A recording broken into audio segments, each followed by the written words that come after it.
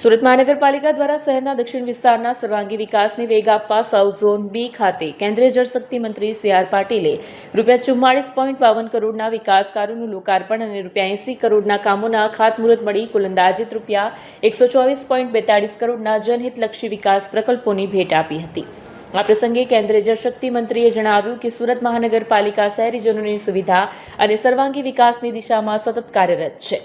સચિન સ્થિત ઓવરબ્રિજ પહોળો થવાથી અંદાજે 9 લાખ લોકોને લાભ થશે, જેથી તેમના સમય અને ઇંધણમાં બચત થશે અને ઔદ્યોગિક વિકાસને પણ વેગ મળશે।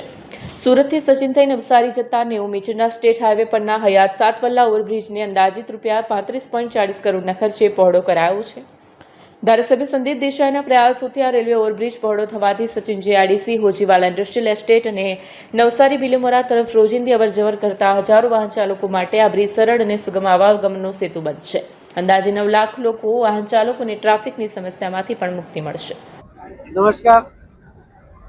સુરત મહાનગરપાલિકા સર્વાંગી વિકાસ તરફ જે આગળ વધે છે અને જે હરણફાળ ભરે છે એનો એક ઉત્તમ નમૂનો આપણને રોજે રોજ જોવા મળે છે। આજે પણ ઉધના પાસેનો એક ઓવરબ્રિજ એનું આજે ખાતમુહૂર્ત કરવામાં આવ્યું અને સચિનના બ્રિજ જ્યાં ટ્રાફિક જામની સમસ્યા હતી એ સમસ્યાને હલ કરતો એક નવો બ્રિજ આજે ખુલ્લો મૂકવામાં આવ્યો છે અને એના કારણે ટ્રાફિક જામની સમસ્યામાંથી સચિનની આગળ જતા લોકો કે સુરતથી આવતા લોકો તમામને ખૂબ મોટી સુવિધા એમાંથી ઉપલબ્ધ થઈ છે। સાથે સાથે 2 આરોગ્ય કેન્દ્ર અને એક તળાવનું કામ પણ આજે જ્યારે વિશ્વ જળ દિવસ છે ત્યારે એક તળાવનું પણ લોકાર્પણ થાય એ પણ ખૂબ આનંદની વાત છે।